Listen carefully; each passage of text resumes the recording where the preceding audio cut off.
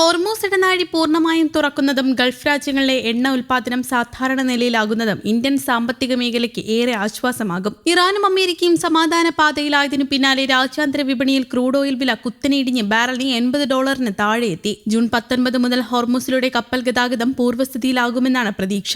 ലോകത്തിലെ മൊത്തം ചരക്ക് ഗതാഗതത്തിന്റെ 20% കൈകാര്യം ചെയ്യുന്ന ഹോർമൂസ് ഇടനാഴി ഇറാൻ അടച്ചതോടെയാണ് ആഗോള ഇന്ധന പ്രതിസന്ധി രൂക്ഷമായത്. പശ്ചിമേഷ്യയിൽ യുദ്ധം തുടങ്ങുന്നതിന് മുൻപ് ഗൾഫ് മേഖലയിൽ നിന്ന് ഹോർമൂസിലൂടെയാണ് ഇന്ത്യക്ക് ആവശ്യമായ മൊത്തം ക്രൂഡിൽ 40% എത്തിയിരുന്നത്. ഫെബ്രുവരി 28 യുദ്ധം തുടങ്ങിയതിനു ശേഷം ഗൾഫ് ക്രൂഡിന്റെ വരവ് കുത്തനെ കുറഞ്ഞു. സൗദി അറേബ്യ, UAE എന്നിവിടങ്ങളിൽ നിന്നുള്ള വരവ് പിന്നീട് മെച്ചപ്പെട്ടുവെങ്കിലും ഇറാഖ്, കുവൈത്ത്, ഖത്തർ എന്നിവിടങ്ങളിൽ നിന്നുള്ള സപ്ലൈ പൂർണ്ണമായും നിലച്ചു. അടുത്ത വാരത്തോടെ ഗൾഫ് രാജ്യങ്ങളിൽ നിന്ന് കൂടുതൽ എണ്ണ ഇന്ത്യയിലെത്തും. US-ഉം ഇറാനും സമാധാന കരാറിലെത്തിയതോടെ ആശങ്ക ഉയർത്തിയ യുദ്ധം തീരുകയാണ്. $100 കടന്ന രാജ്യാന്തര ക്രൂഡ് ഓയിൽ വിലയും വ്യത്യാസം കാണാം. ബ്രന്റ് ക്രൂഡ് ബാരലിന് $80.86, WTI ക്രൂഡ് $78.25 എത്തി. എണ്ണ വിതരണത്തിലുണ്ടായിരുന്ന തടസ്സങ്ങൾ ഒഴിയുമെന്ന പ്രതീക്ഷയിലാണ് വില കുറയുന്നത്. രാജ്യാന്തര വില കുറയുമ്പോൾ ഇന്ത്യയിൽ എണ്ണ വില കുറയുമോ എന്നതാണ് ഇനിയുള്ള ചോദ്യം. എണ്ണ ഇറക്കുമതി രാജ്യമായ ഇന്ത്യയുടെ പ്രധാന ആശ്രയം ഗൾഫ് രാജ്യങ്ങളാണ്. ഹോർമൂസ് കടലിടുക്ക് അടച്ചതോടെ എണ്ണ വിതരണത്തിലെ പ്രതിസന്ധിക്കൊപ്പം വിലയും ഉയർന്നത് ഇന്ത്യയിൽ ഊർജ്ജ പ്രതിസന്ധി ഉണ്ടാക്കിയിരുന്നു. പിന്നാലെ വിലയും ഉയർത്തി. നിലവിൽ രാജ്യാന്തര വില കുറയുമ്പോൾ ഇന്ത്യയിലെ പെട്രോൾ, ഡീസൽ, LPG വിലകൾ ഉടൻ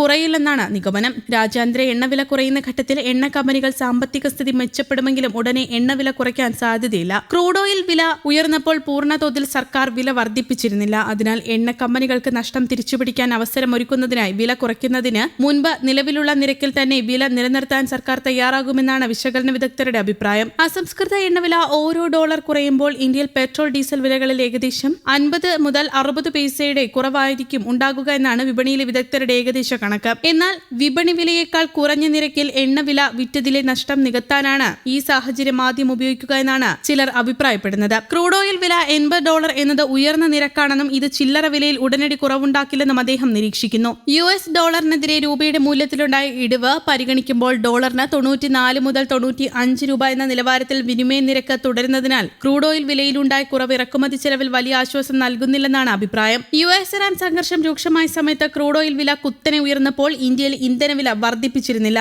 5 സംസ്ഥാനങ്ങളിലെ നിയമസഭാ തിരഞ്ഞെടുപ്പായിരുന്നു കാരണം. തിരഞ്ഞെടുപ്പ് ഫലപ്രഖ്യാപനത്തിന് ശേഷം മെയ് 15 മുതൽ 4 തവണയാണ് രാജ്യത്ത് പെട്രോൾ, ഡീസൽ വില വർദ്ധിപ്പിച്ചത്. ലിറ്ററിന് 7.50 രൂപയോളം വർധനവാണ് ഉണ്ടായത്. അതേസമയം ഇറാൻ US സമാധാന കരാറിന് പിന്നാലെ ആഗോള എണ്ണവിലയിൽ വൻ ഇടിവാണ് രേഖപ്പെടുത്തിയത്. 3 മാസത്തിനിടെ ഇതാദ്യമായാണ് എണ്ണവില ഇത്രയും കുറയുന്നത്. സമാധാന കരാർ നിലവിൽ വന്നതിന് പിന്നാലെ ക്രൂഡ് ഓയിൽ വിലയിൽ 5% ഇടിവ് വന്നിരുന്നു. $82 ആയിരുന്നു ഒരു ബാരലിന് വില. ഹോർമൂസ് കടലിടുക്ക് കപ്പൽ ഗതാഗതത്തിനായി തുറന്നു നൽകുമെന്ന് ഡൊണാൾഡ് ട്രംപ് പറഞ്ഞതിന് പിന്നാലെയാണ് എണ്ണവിലയിൽ മാറ്റം വന്നത്. 3 മാസത്തോളം നീണ്ടുനിന്ന സംഘർഷങ്ങൾക്കൊടുവിലാണ് ഇറാൻ US സമാധാന കരാറിന് ധാരണയായത്. കരാറിൽ ഒപ്പുവെക്കുമെന്ന് ഇരു രാജ്യങ്ങളും ഔദ്യോഗികമായി സ്ഥിരീകരിച്ചിരുന്നു. ഇറാൻ ആണവായുധം നിർമ്മിക്കില്ലെന്നും പ്രതിസന്ധികൾ ഇതോടെ അവസാനിച്ചെന്നും ട്രംപ് അറിയിച്ചിരുന്നു.